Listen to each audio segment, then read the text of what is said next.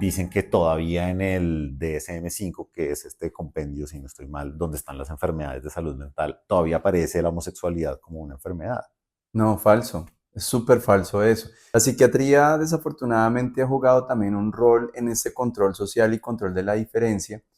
Y en algún punto la homosexualidad sí fue catalogada como una enfermedad mental. Por eso aparecía en el DSM-1 y en el 2.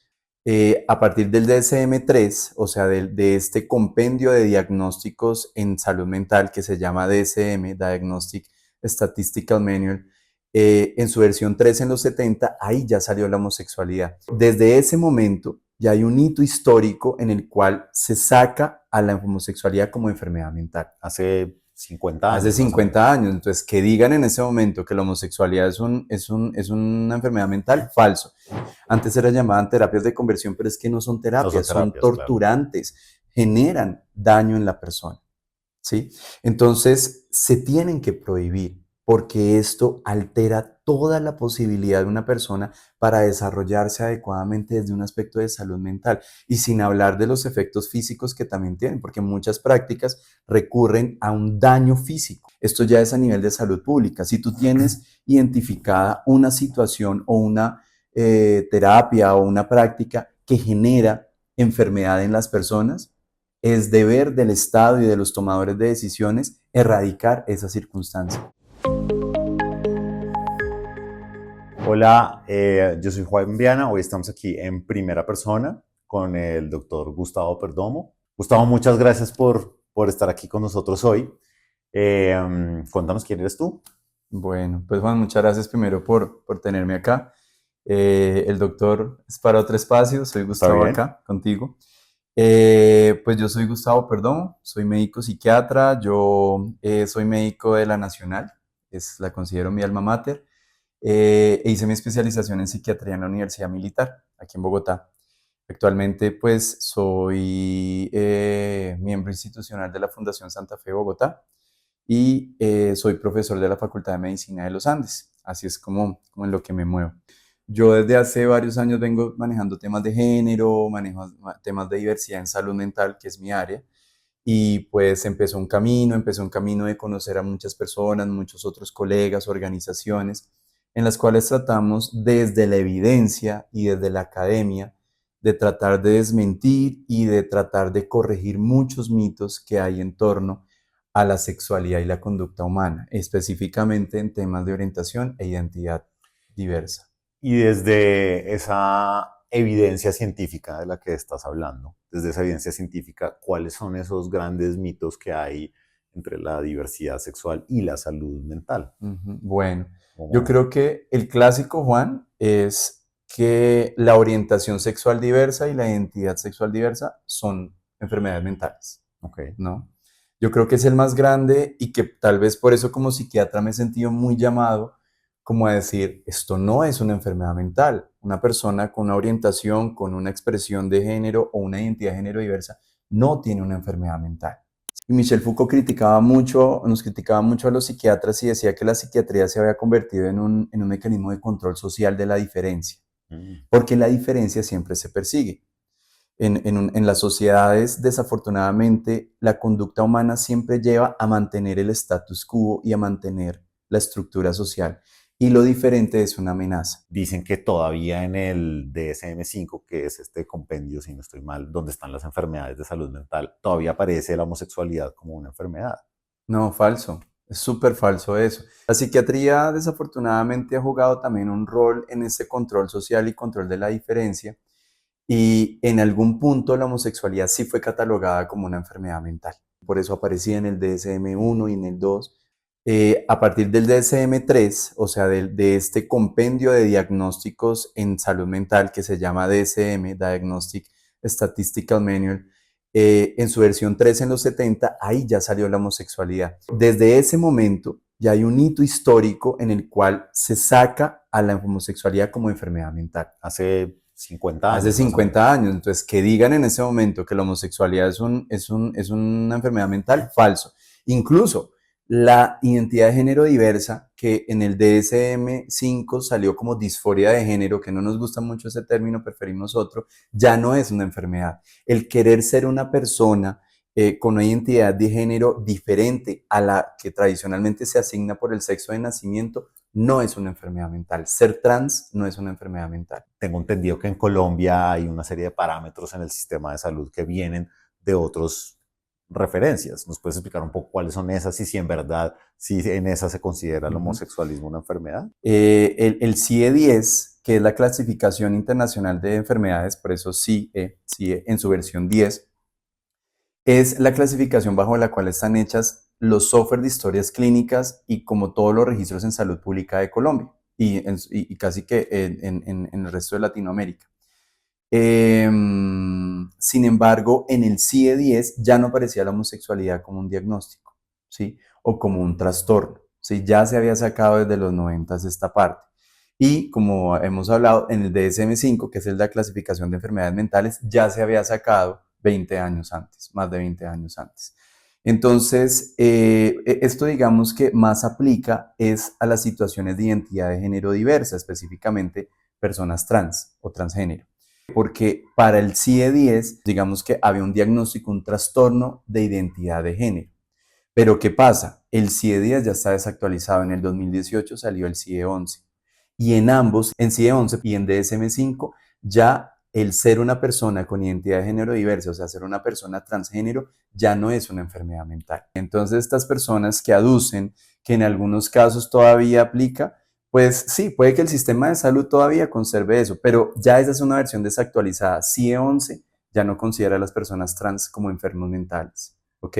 Entonces, en ningún momento, ni para el mundo, ni para la Organización Mundial de la Salud, ni para la Organización Panamericana de la Salud, ni para ninguna sociedad científica en el mundo, hay espacio para que se diga que ser trans o ser homosexual es una enfermedad mental.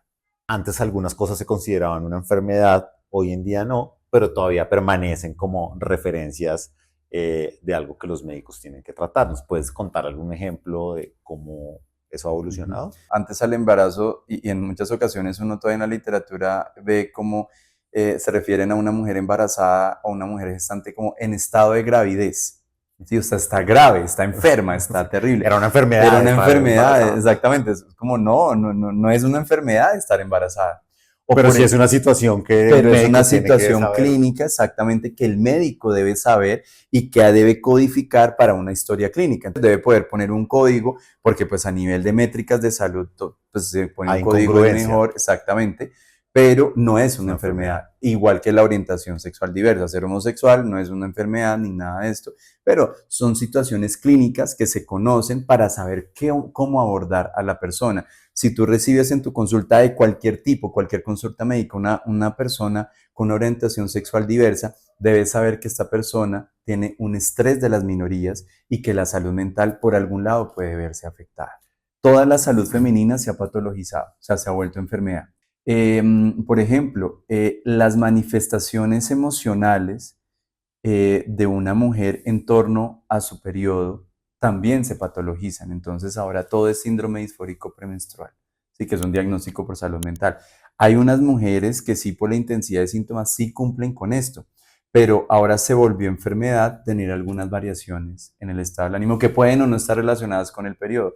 Entonces han habido muchas situaciones que son simplemente variaciones o descripciones que se hacen en la medicina que no son enfermedades. Ya afortunadamente la medicina ha corregido y ha hecho aclaraciones sobre aspectos específicos. Entonces sí hay muchas situaciones en las cuales no son enfermedades, aunque aparezcan en la clasificación de enfermedades. Y si uno se fuera al escenario contrario, una persona con una sexualidad diversa, desde lo científico, puede tener una salud mental sana, valga la redundancia. Sí, Juan, el problema es que estamos en un mundo que no deja a las personas con orientaciones sexuales e identidades de género diversas tener una buena salud mental. De base tenemos que las identidades de género diversas, ser trans, ser no binario, todo este espectro, no es una enfermedad mental. Entonces, cuando partimos de ahí, partimos de decir las personas no están enfermas. Pero ¿qué pasa? Estamos en sociedades heteronormadas, sociedades que, como lo hemos hablado, han perseguido la diferencia, sociedades que han tratado siempre de condenar y de esconder y de reprimir todo este comportamiento normal de la conducta sexual humana. Entonces, existe algo en psiquiatría ya reportado también, que es el estrés de las minorías. Y cuando tú perteneces a una minoría, sea una minoría étnica, sea una minoría sexual, sea una minoría lingüística, sea una minoría por capacidades, sea una minoría por neurodivergencia, como la sociedad no está hecha para acoger esa diferencia, empiezas a sentir y más dificultades para desarrollarte en comparación con cualquier otra persona. Y eso es una amenaza para la salud mental. Saquémoslo un poco del contexto de la minoría sexual, pongámoslo, por ejemplo, en el contexto de lo que es ser una persona neurodivergente, una persona con un diagnóstico, un trastorno del espectro autista. Cuando tú tienes un diagnóstico o una situación clínica de esta, salir a la calle es un rollo, porque muchas de estas personas tienen hipersensibilidad al ruido. Y estar en una calle completamente llena de carros y con ruido o en un espacio público es avasallador, ¿sí? Entonces, claro, son personas que no salen mucho, porque los entornos no están hechos para ellos. Una persona con una discapacidad visual o auditiva, ¿sí? El mundo no está hecho para eso. Entonces, no son personas que salir a la calle, recibir educación formal, poder desenvolverse en el plano laboral, es muy difícil. En el caso de las minorías sexuales, también están descritas en la literatura como pertenecer a la población LGBTIQ+, te disminuye opciones laborales, te disminuye opciones en educación, no tienes los mismos ingresos, no tienes la misma calidad de vida. Entonces, claro, todo eso genera problemas de salud mental. Pero Juan, no es por el hecho de ser homosexual, bisexual, lesbiana, no es por el hecho de ser persona trans o persona con identidad de género no binaria, no, es porque la sociedad, al no reconocer ni avalar esta diferencia, está generando problemas de salud mental en esta población.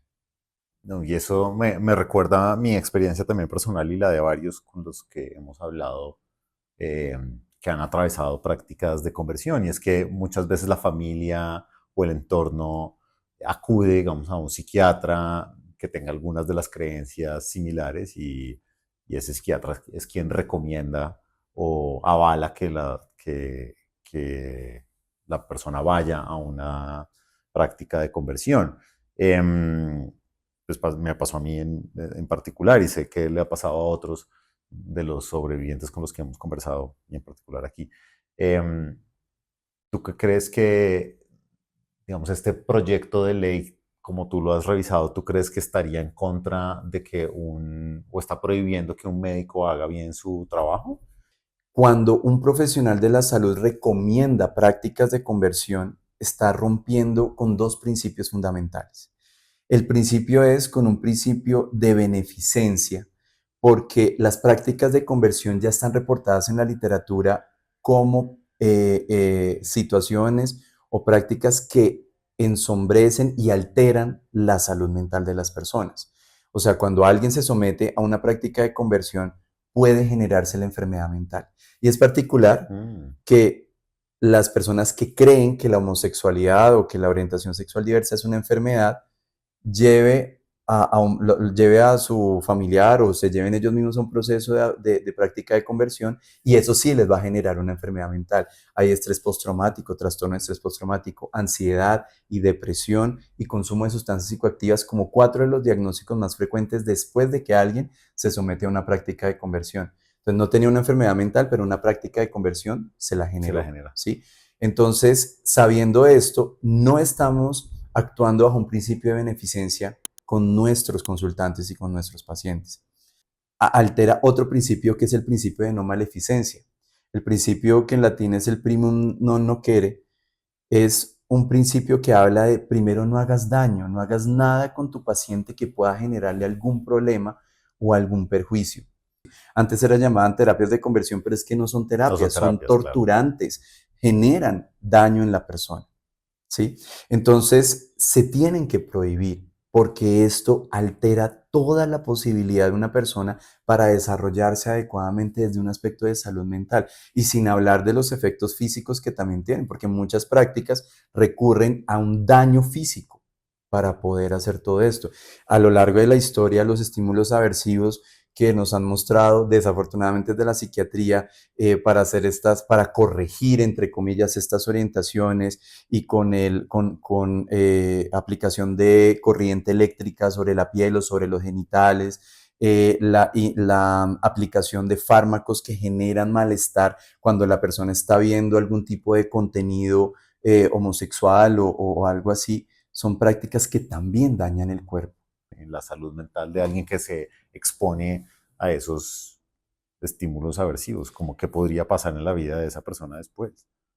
Depresión, ansiedad, trastorno de estrés postraumático, consumo de sustancias psicoactivas, daño general a volver a confiar en el mundo, a pensar que el mundo es un lugar seguro, a pensar en que puedes expresarte como eres y como te sientes y que eso es malo. Y en una relación de pareja o de familia. Muchas de estas personas llegan a tener muchos problemas en su sexualidad precisamente porque a pesar de que logran recuperar parte de lo que era su identidad en términos de su orientación, de su identidad de género y todo esto, igual quedan secuelas imborrables. Y son personas que en sus relaciones de pareja tienen muchos problemas porque su sexualidad quedó minada, quedó traumada a partir de ahí.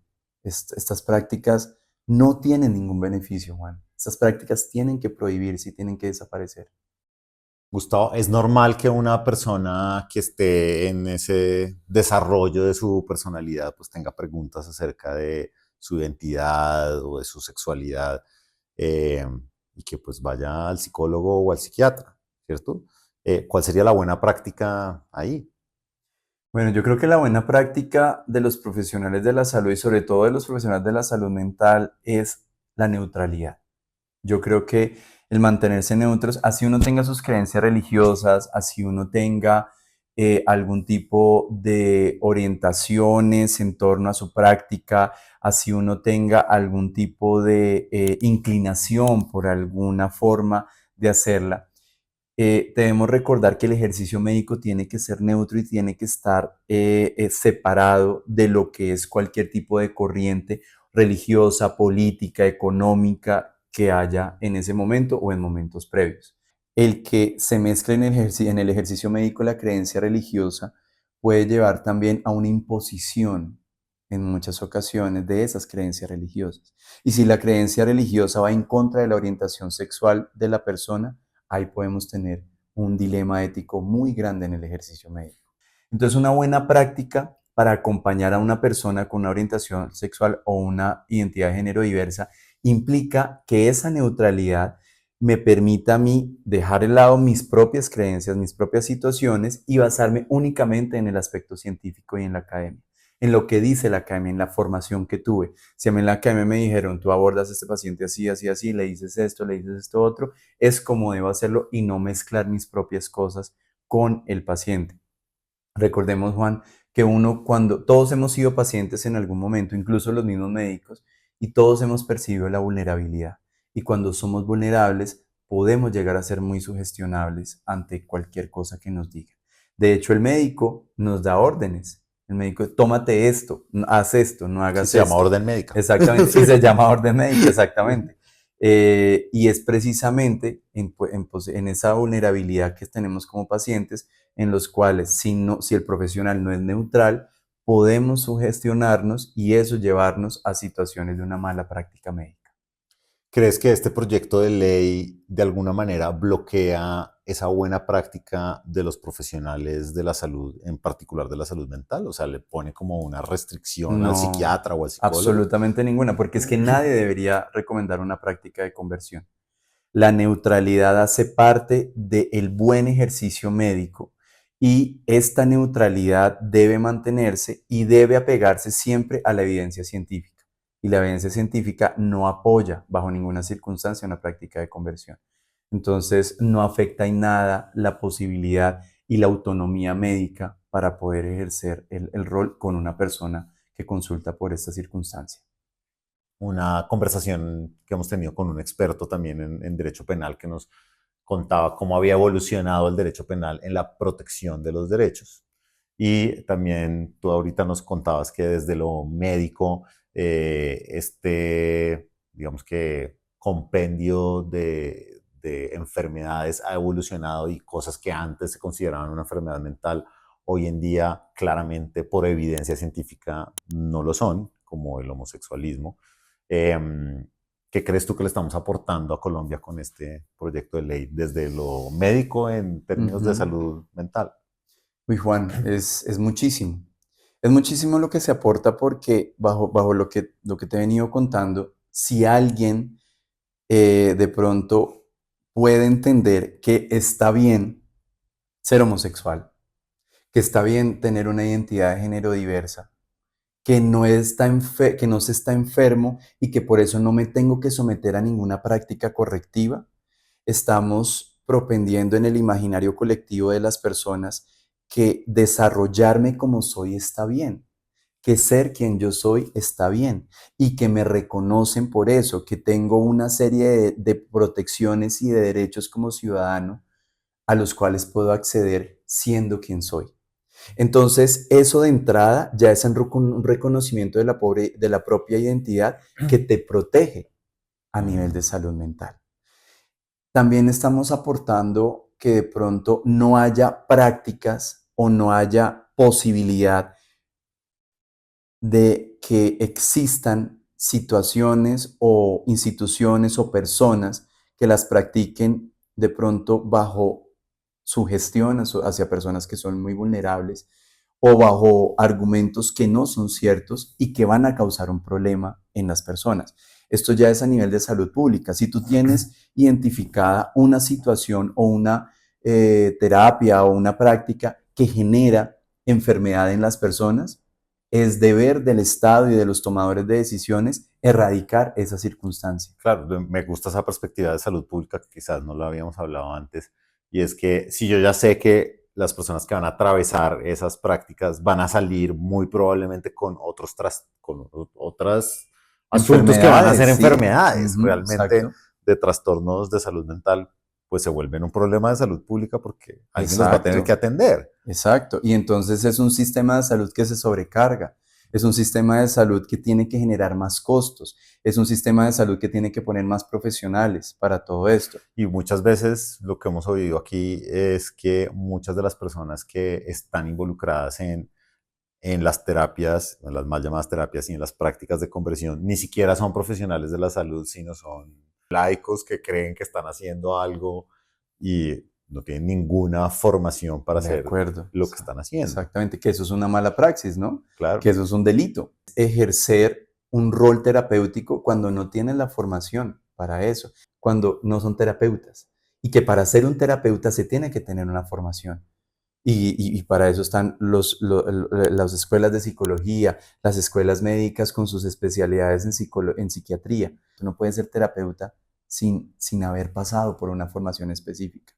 ¿Qué mensaje le darías hoy a alguien que esté atravesando una práctica de estas de conversión y sienta que pues está en el lugar equivocado y que siente como la confusión? Hemos tenido algunas personas que han contactado al equipo y a otras fundaciones diciendo, oiga, yo estoy atravesando esto, no sé qué hacer. Ujú. Bueno, Juan, yo creo que es decirle a todas las personas que pueden ver este podcast que tener una orientación sexual diversa y tener una identidad de género diversa no está mal. No estás enfermo, no estás enferma, no estás enferme. No estás mal, no está pasando nada malo contigo. Se puede ser y se puede ser una persona completamente buena y completamente satisfecha con las opciones que escojas, que no hay que someterse a nada correctivo, sobre todo si estás pasando, si estás en entornos en donde te sientes oprimida, oprimido, oprimide, si te están diciendo que eso está mal y que debes someterte a alguna práctica correctiva, que huya de ahí, que busque de personas y de profesionales entrenados, tanto en medicina como en otras ramas del acompañamiento humano, para poder saber que esto no está mal, que si necesitan ayuda hay muchas herramientas, tanto en el sistema de salud como líneas de orientación en Bogotá y en Colombia del Ministerio de Salud, que pueden hacer un acompañamiento para explicarle no solo a ti como persona que puedes estar pasando por esto, sino a tu entorno y a tu familia, que esto no es una enfermedad, que de esto no hay nada que corregir, no hay nada que curar, y que hay herramientas y hay formas de buscar entornos que permitan ese florecer como persona siendo diverso. ¿Sí? Se puede ser un gran profesional, se puede ser un gran esposo, esposa, se puede ser una gran madre o padre siendo diverso en una orientación sexual y en diversidad de género. No hay nada malo contigo, nada está mal contigo. De pronto lo que está mal es tu entorno. Sal de ahí y busca la ayuda que necesitas. Gustavo, pues muchísimas gracias por esta conversación. Estoy de acuerdo contigo y gracias por contarnos desde lo científico con evidencia lo que realmente significa. Creo que para las personas que hemos atravesado estas prácticas de conversión, el entender que no estamos enfermos, que podemos tener una vida plena y una sexualidad y una vida de pareja o de familia amorosa y plena, pues es maravilloso. Gracias a profesionales como tú que están haciendo también esta tarea de crear más profesionales que entiendan lo importante que es que todos vivamos en la diversidad, que es lo natural y lo que hace que este mundo sea enriquecedor y maravilloso. Muchísimas gracias por esta No, gracias a conversación. ti, Juan, gracias por el espacio Muchas y cuando gracias, de verdad. necesites por Que estés aquí muy me bien. tendrás. Muchas gracias. Muchas gracias hoy a Gustavo que nos acompañó, eh, psiquiatra, miembro de la Asociación Colombiana de Psiquiatría. Si quieres saber más sobre este proyecto de ley que está aquí para protegernos a todos y para garantizar desde todo nivel que toda la diversidad pueda vivirse plenamente en Colombia, pues síguenos en nuestro podcast. Muchas gracias.